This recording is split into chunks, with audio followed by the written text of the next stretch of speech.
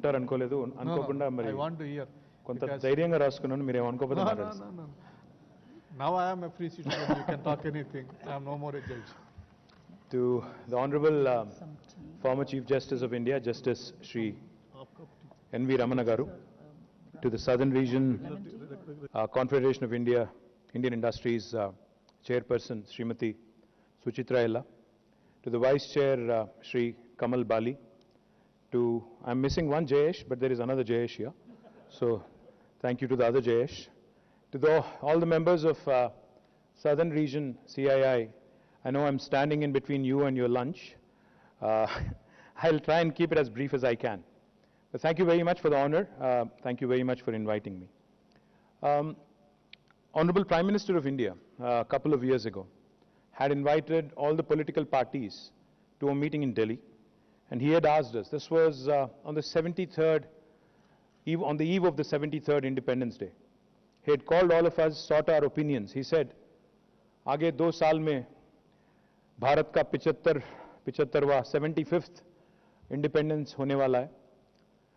So how do we create a new India model? How do we ensure that the people of India are given a new hope about what is likely to happen in the next 25 years, and what are your opinions? This was the question he put forward to all of us. He said, not only is India completing 75 years, but also Mahatma Gandhi was born exactly 150 years ago, so there can't be a better timing of this, so what do we do? So then, on behalf of my political party and also on behalf of myself, I had presented to him a model which I call the 3I mantra. The 3 I's that I believe are instrumental in driving India forward, in making India a first world country, and in taking that quantum leap from where we are to where we can be. The first I stands for innovation. The second I stands for infrastructure. The third I stands for inclusive growth. Now let me elaborate a bit on these 3 I's. And these 3 I's together, with the synergies that these 3 I's can bring together, is what will make India a truly prosperous and a first world country, is what I personally believe. When I say innovation, a lot of people assume, a lot of people think, because I am Minister for Technology, a lot of people assume that I'm only talking about startups and young Indians. No. I'm talking about innovation in all spheres of life. I'm talking about innovation in all the 4 pillars of democracy. Innovation in legislature, innovation in executive, innovation in judiciary, innovation also in the way the media, the 4th estate of our country, the 4th pillar of democracy works. When I say innovation in governance, what are the innovations a government can come up with? I can readily think of one innovation which I think is relevant to the audience here, the Confederation of Indian Industry. In 2014, when the new state of Telangana was created, there were lots of doubts, lots of apprehensions around what would happen to the investments in Telangana, particularly in Hyderabad. Because this state came into being after a long fraught struggle, decades-old struggle, which eventually materialized and became a fructified, agitation in 2014, June 2nd. We had decided as a government that Telangana will top the charts on the ease of doing business rankings. So in terms of the ask, in terms of the vision, the agenda was clear, that we have to be on top of the charts. So how do we do it? We went about looking at the best practices across the world, including Singapore, New Zealand, and a bunch of other nations which have excelled in attracting not only investments, but also in creating a very, very fair and a very warm and congenial and a welcoming, investment-related policy. Then came in 2014 November, the first piece of legislation that we have enacted in the state of Telangana is called as TSI Pass. Now TSI Pass, for those of you who visited the US or Europe, you would see on the toll gates something called as Easy Pass. So we wanted to make it extremely easy for any investor to come into Telangana and come in with that notion that entering into this state is extremely easy. I'll just give you 3 facets, 3 important features of the TSI Pass. For instance, Mr. Kamal Bali here wanted to open a new Volvo plant in Telangana, and he already has a piece of land. And I'm actually indirectly pitching to you, Kamal. I want you to come out of Chennai and actually set up a plant here. Bangalore. My apologies. If he had a piece of land, if he had a, say, a 40 or a 50-acre piece of land which is already allotted by the government or privately procured, he actually does not need a permission from the government to start construction of his factory. No other state in India will tell you this. No permission from state government, no permission needed from the local municipality, no permission needed from the local village panchayat. And this is by statute. This is not some minister standing in front of you and giving you his elevator pitch or investment pitch. No. This is backed by statute, by a legislation which I cannot change. All you have to do is self-certify yourself, come into the state of Telangana, start working, hit the ground running. Simultaneously, on the TSI Pass portal, Kamal and his team can key in the nature of the investment, the quantum of the investment, and whether it's a red, orange, or a green category industry, and how he plans to roll out in a specific time-bound manner. We take only 15 days to give you all clearances, irrespective of how many departments it involves. Sometimes it could involve as many as 30 departments, and sometimes it could be as few as 5 or 6 departments. No matter how many departments are involved, we promise by statute again, by legislation, by law, all clearances in 15 days. Now, if you don't deliver on the 15-day window, on the 16th day, it's an automatic approval, it's a deemed approval. No state in India will tell you this. Also, another thing happens on the 16th day. Not only is it a deemed approval, I have the ability as the minister, as the head of my department, to penalize any bureaucrat who is actually held responsible for any delay beyond the 15-day window to a sum of rupees 1,000 per day. Again, no state in India will tell you this. Last thing I'll tell you which this policy gives me, the TSI Pass, is this policy gives me, empowers me as a minister. If Kamal will share with me the offer he has in terms of fiscal incentives and other things from Karnataka, from Tamil Nadu, from possibly Maharashtra and Andhra, I have the ability and the flexibility through this policy to either meet or beat any of the offers from my competitor. That's what TSI Pass is. Now, in case you're wondering, this sounds too good to be true, does it actually work, or is this guy just BSing his way through? Let me tell you. In the last 8 years, we have given more than 20,000 clearances. We have been able to attract more than $35 billion of investment. We have been able to create more than 1.6 million direct jobs in Telangana, and the story has just begun. We've barely scratched the surface. So when I was gloating and bragging and saying the same story, narrating the same story, to the chairman of KPMG in New York a couple of years ago, I told him, listen, no state in India will tell you this. You might want to promote this to your prospective investors looking at India.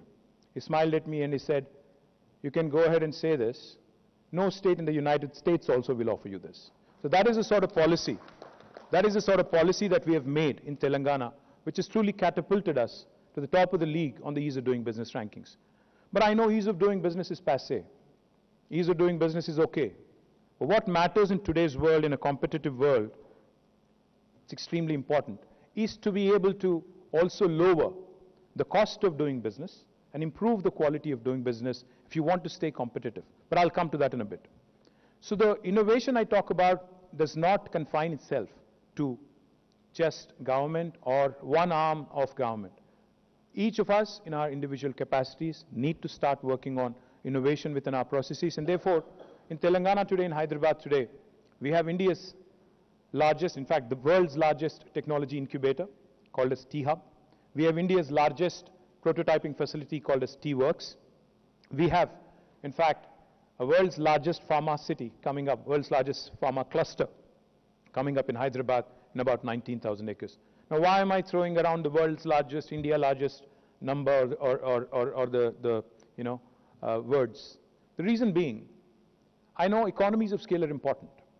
If India has to compete with China, we need economies of scale. I remember very vividly when Mr. Piyush Goyal was here a couple of years back, we had a closed-door meeting with All India Medical Devices Manufacturers Association. This was right at the time when COVID started. So we were just interacting, taking questions. One of the leaders from the industry stood up. He said, sir, I loved your speech, but for me today, it costs lesser to import gloves and masks from China rather than make it completely here. So the transportation costs and everything else, all the import duties, etc., still it is cheaper for me to import than to make in India. So how do I make in India? Of course, Piyush Goyal gave a very nice speech about nationalistic feelings and a bunch of other things. But what I would recommend CII, and I think all of us together as governments, as state governments, is figure out a way how we can bring about those economies of scale into play, how we can actually compete with the large manufacturing countries like China, like Indonesia, like Malaysia, like Vietnam, how we can stay competitive vis-a-vis the world in terms of quality, also in terms of cost, which I think is the biggest challenge. What do I mean infrastructure? I mean the second I that I mentioned, infrastructure. We not only need good power infrastructure, we need industrial infrastructure, we need water, we need sewerage treatment plants, we need effluent treatment plants, we need zero liquid discharge facilities, we need clean rooms, all the things that are required so that India doesn't again miss out. We missed out on green revolution. We missed out on industrial revolution, the first one. We are not missing out on the digital revolution now that is unleashing and that is unfolding right in front of our eyes. But I think what's even more important is Industry 4.0, Industrial Revolution 4.0, that is likely to unfold right in front of our eyes, and we can't afford to miss this, especially when the world is looking at us with interest. I meet number of investors who are from overseas. Each of them tells me, my strategy going forward after COVID is China plus one. China for China. This is the mantra that I keep hearing from every single overseas investor that I meet. Therein lies the opportunity for the Indian industry to partner, to joint venture, to seize the moment. And if, like Justice N.V. Ramana Garu said, unless you take some bold decisions, you could be right, you could be wrong sometimes. But we need to be bold. We need to move forward because there is no dearth of capital. If you are in the right frame of mind, I do not think there is ever a better point in time than now to make those bold decisions, bold moves, because capital is there for the offing. It's up to you to grab it. Now the third thing I'll tell you is inclusive growth. The third I is inclusive growth. What do I mean by inclusive growth? Am I talking the rural-urban divide? Am I talking, I was just commenting to Suchitra that there are not enough women in the room. Of course, there are not enough women in legislature also. This is also predominantly a boys' club.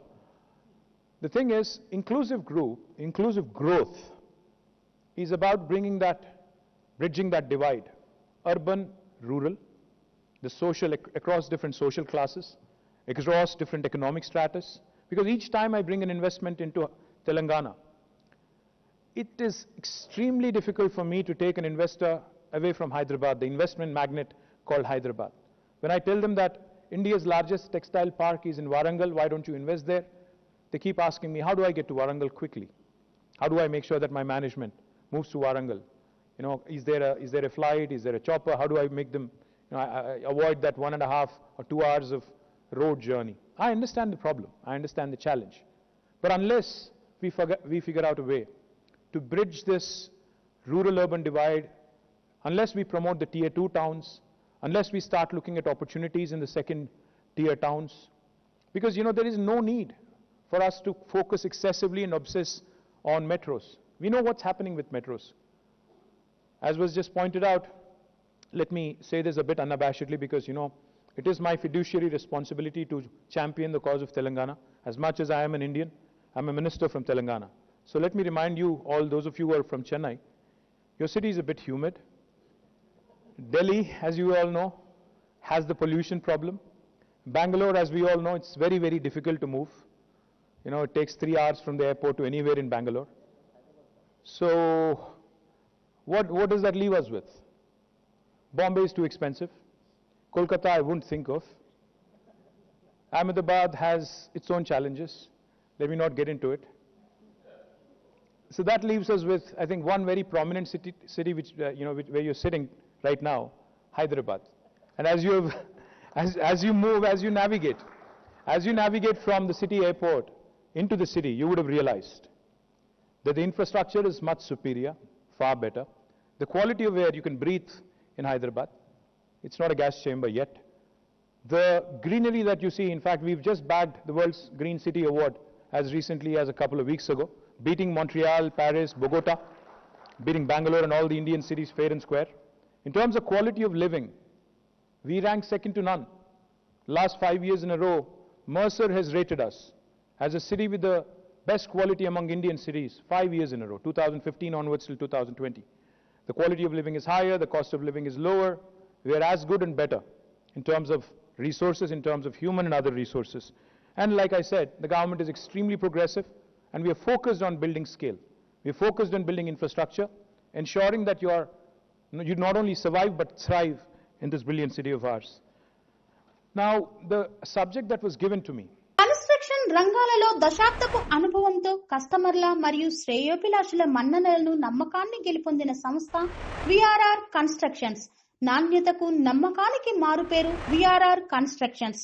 Independent houses, apartments, villas అన్ని రకాల హంగులతో అలరించే అద్భుతమైన ventures తో పాటు అందరికీ అందుబాటు ధరలో సొంత ఇంటి కలను సాకారం చేసే నమ్మకమైన సంస్థ VRR constructions.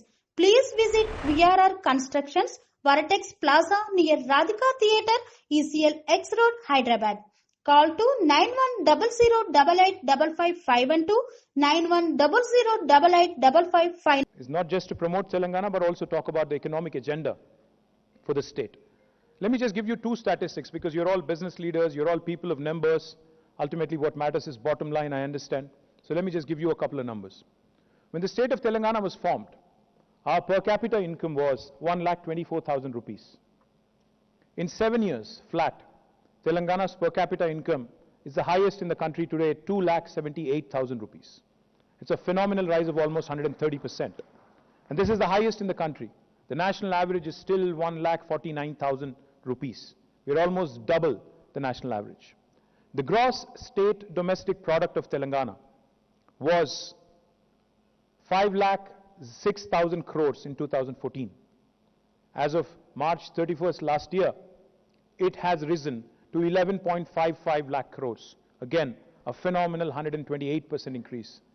Now this will tell you, and if you just compare notes and if you just think about it for a minute, if only the rest of the country had performed as well as Telangana in the last 7 years, we would have been a 4.6 trillion economy, not a 3.1 trillion economy. Just giving you numbers. Let me also add a couple more things to what I just said. How did Telangana fare in the last 8 years? Today, Telangana is home to 1/3 of global vaccine production, human vaccine production, thanks to Suchitra, thanks to Mahima Datla, thanks to Biological Advance, Bharat Biotech, Indian Immunologicals, and of course Shanta Biotech, all these companies, Sanofi, all of them together manufacture 9 billion doses of vaccines from Hyderabad alone. And with the recent expansion plans announced, by next year, it will be 14 billion doses manufactured out of Hyderabad alone, making it 50% of the global vaccine production, which is a phenomenal feat. Thanks to my predecessors who have built Genome Valley, who have done an exceedingly good job in building Genome Valley, it has become now one of the most important life sciences clusters in the world, not in India, not in Asia. And we are truly proud of what it is. But now the challenge is taking it forward. So as part of that process to consolidate our strengths in life sciences spectrum, we have created India's largest medtech park at Sultanpur in Patancheru. And I'm happy that it has taken off really well. More than 50 companies have set shop there. And in fact, Asia's largest stent manufacturing facility is a company from Gujarat called SMT, Sahajanand Medical Technologies, has set up shop there, and they have set up Asia's largest stent manufacturing facility with state-of-the-art, world-class clean rooms and everything else. Also, consolidating strength in life sciences, now we are aiming to create the world's largest pharma cluster in Hyderabad Pharma City. It's on the last leg, and I'm hoping to break ground very, very soon. We have gotten all the environmental clearances, so there's no challenges whatsoever. Last few cases that remain in the court is what is holding us back, or else it would have been up and running already. Life sciences, as important a sector as it is, especially post-COVID, we know the importance of healthcare, life sciences, etc. Other fields where we excel is information technology. In fact, for those of you who are from Bangalore, I'm not sure where they are. I'm glad you made it on time. Bangalore is by far, way ahead of us in terms of overall numbers. But we are the Pepsi of the beverages market. We are number 2, second only to Bangalore. So we have more fire in the belly. The government in Bangalore has lost the fire in the belly, they gave up.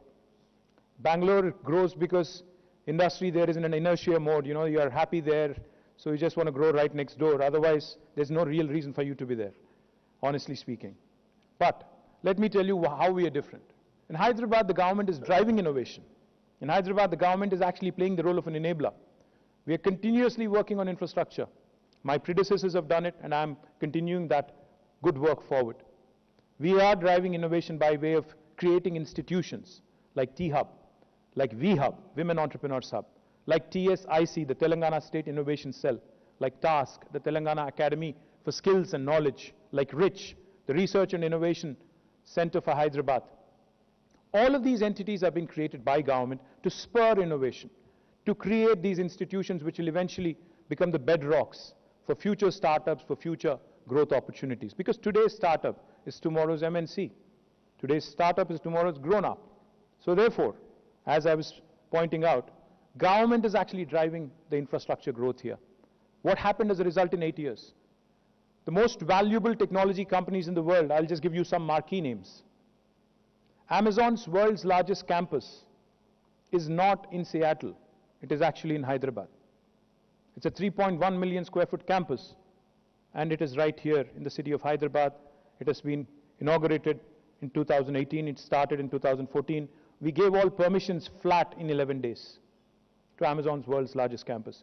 Google, Microsoft, Meta, Uber, Salesforce, Apple, Micron, Qualcomm, the list goes on, Novartis, all of their second largest campuses in the world, Medtronic, are here in the city of Hyderabad, and all of them have come in the last 7 years. This is a testament to the progressive governance at play. This is the testament, this is a proof of what a government with single-minded focus can achieve. I can go on, talk a bit more about technology, but one number that will stand out. The IT exports from Telangana in 2014 were 57,000 crores of rupees. As of March this year, they stand at a 248% increase, 1,83,000 crores, a whopping increase of 248%. That shows you how quickly Hyderabad has been growing. And for the first time in the history of this country, we have beaten Bangalore 4 quarters in a row in terms of office space absorption, which is typically a barometer for the kind of growth the industry and the city is experiencing. And it's also, of course, a challenge for me as urban development minister, because you know, the more quickly you grow, the more quickly you run into infrastructure challenges. Let me also quickly add a couple of other sectors. Aerospace and defense, another very, very important sector where India has a huge opportunity. Hyderabad is doing really well. I don't know how many of you know this. Gareth wouldn't mind knowing this also, I'm sure. President Joe Biden's helicopter cabin is also made in Telangana. In fact, Sikorsky is the company, along with Tata's. They make American president's helicopter cabin right here in the city of Hyderabad. Not only Sikorsky, but Lockheed, Boeing, GE, Honeywell, I can go on, the list is long. Several aerospace and defense companies, Safran, have made Hyderabad their home. We're looking to, of course, get more English companies into Hyderabad and Telangana as well. Thank you, Gareth, for the support. So aerospace and defense is another very important sector for us. But what is the way forward? What are we looking at? How do we see the $470 billion Telangana economy growing and becoming a $1 trillion economy? How do we envisage the growth? Where do we envisage the growth, etc.? Of course, the sectors that I've just mentioned are extremely important. Technology, of course, is an important sector. But I think what makes technology exciting is, you know, Hyderabad is that place I keep saying to a lot of people. Hyderabad is neither North India nor South India. If you ask me, it is where the north of India meets the south of India. It is where biology meets technology. It is where life sciences meets data sciences. It is where paratha meets dosa. It is where Mangoverse meets Metaverse. It's a brilliant, brilliant, melting pot where people from any part of India can feel at home. My friends from Chennai will have to excuse me, but anybody from North India will tell you that it's very difficult to survive in Chennai, not knowing Tamil or English. If you are a Hindi speaker, you'll have a tough time. Bangalore, like I said, again, enough challenges. Kerala, too far south. We're bang in the middle of the country, and we have enough land, we have enough water, we have a very progressive government, 24/7 power, no corruption, no graft. What you see is what you get. no BS. This is what makes Telangana extremely attractive and extremely, progressive. Well, how do I see the way forward? Besides consolidating our strengths in life sciences, technology, aerospace, defense, we are focused on unleashing the power of rural livelihoods. So therefore, in Telangana, you have 5 different revolutions unfolding right in front of your eyes. Today, I'm proud to tell you this. Earlier, at one point of time, Andhra Pradesh, the United State of Andhra Pradesh, was called the granary of India. But today, Telangana is second only to Punjab in paddy production, and our paddy production has grown manifold from 68 metric lakh tons in 2014 to 3 crore 50 lakh tons in 2021. Our paddy production is now so much, Government of India's Food Corporation of India is saying it can't procure any more from us. So that's what we've done. We've hit the ceiling of sorts. So the green revolution is unfolding in Telangana. It is shaping up rather well because of our Honorable Chief Minister's focus on completing, expeditious completion of irrigation projects. Talking about irrigation projects, let me ask all of you for a minute. I know you're all addicted to your mobile phones and social media. If you can kindly pull out, some of you at least, your mobile phone, and please pull out Google for a minute, if you can. Just pull out Google. Please don't check your emails and WhatsApp messages. The question is, where is the world's largest lift irrigation project? You have to Google. I don't want Anil Epur telling me what the answer is. I want Google telling me what the answer is. Yes, ma'am. It is Kaleshwaram lift irrigation in Telangana. We lift water from 82 meters above sea level, bring it all the way to 618 meters above sea level. It's an engineering marvel which has been accomplished by the government of Telangana in a short span of 4 years. You see, we talk about 3 gorges and a bunch of other things. We don't talk about our own engineering feats. We don't talk about, we have bragging rights, but unfortunately, we don't brag much. We are Southern Indians, so we typically are nice, docile people. So, I wish I was born in Gujarat. I would have said a lot of things. How do I see everything else panning out? The blue revolution, aquaculture. Today, Telangana is the #1 state on inland fisheries in India. In fact, there was a time when people were surprised when I told them I was in Minnesota. The governor told me that I'm a land of 10,000 lakes. I smiled. I told him we are a land of 46,000 tanks. He was zapped. The 46,000 lakes and tanks in Telangana were not nurtured properly. But now with government of Telangana's focus, Mission Kakatiya, our aquaculture, our fisheries production is more than quintupled. Today we are the #1 state in inland fisheries. Now in fact, as recently as a couple of months ago, we've had an American company called Fishin, which came in and they're setting up a large aqua hub in about 350 acres near the Mid-Maner Reservoir in my district, Sirsila, which will be India's largest aqua hub. So that is Telangana for you, unfolding blue revolution. I also three more revolutions unfolding. A white revolution, dairy industry, rural livelihoods again, prospering. Again, another very important revolution is pink revolution, the meat processing industry in Telangana. In fact, our livestock has doubled over 5 years.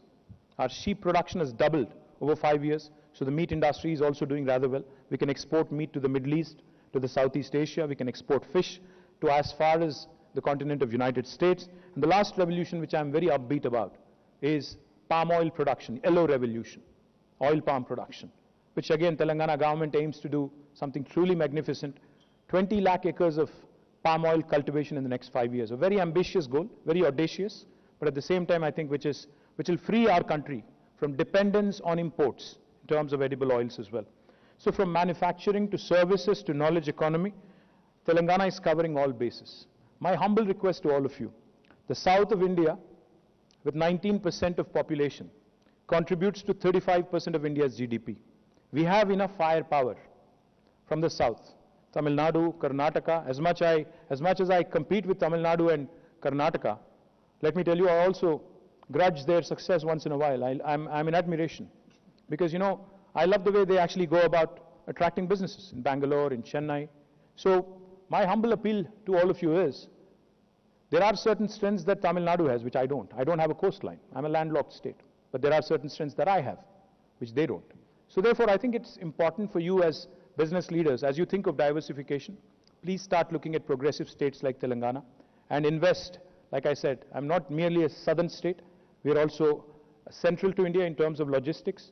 Our centricity also matters. We cover all bases. You can cover all bases from one single location. You can make this your hub. You can have multiple spokes elsewhere. But I request Kamal Bali to announce that he is investing in his next plant right here. Thank you very much. Jai Telangana.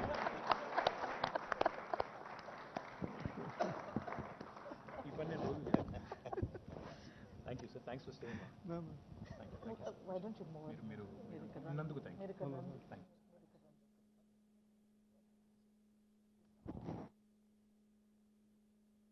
Gentlemen, that was none other than KT Ramarao Garu. For us, for us, he is just KTR, and you see what you get, kind of a personality that we have amongst us in Hyderabad. Extremely glad that he could be here with us this afternoon to share his thoughts, his vision, and the vibrancy that he always brings to all of our interactions with CII.